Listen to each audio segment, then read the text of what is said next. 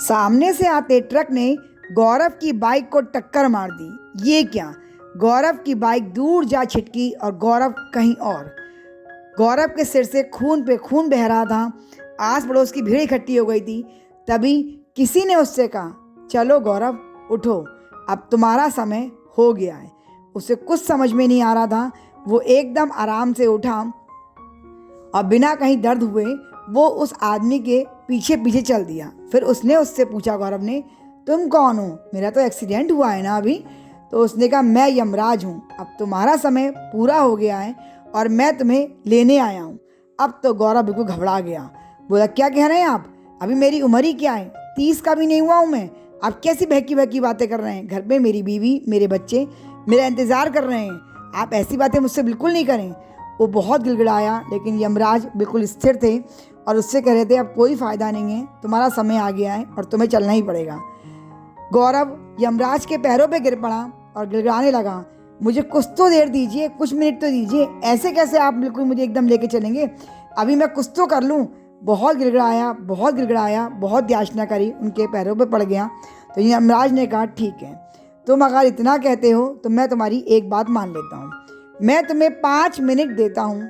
इस 5 मिनट में तुम्हें एक मेरे पास डायरी है, उसमें तुम जो चाहें वो लिख सकते हो और जो तुम लिखोगे वही सिद्ध भी हो जाएगा, वही सच भी हो जाएगा।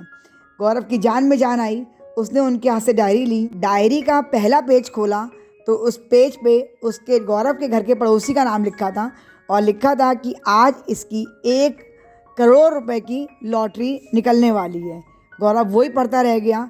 उसने उस पर लिख दिया पहले पेज पे, नहीं, ऐसा नहीं हूँ। उसके बाद दूसरा पेज खोला, उस पर गौरव का जो दूसरा दोस्त था उसका नाम लिखा हुआ था। उस पर लिखा था, आज इसे बहुत बड़ी गाड़ी मिलने वाली है।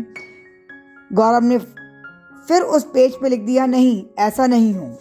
फिर उसके बाद तीसरा पेज खोला, जो गौरव के घर के सामने एक आदमी रहता था, उससे गौरव की रोज़ लड़ाई रहती थी।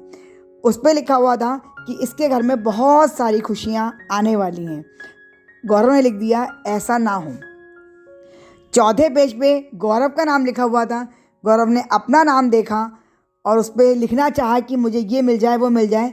तभी यमराज ने पेन लेके डायरी छीन ली।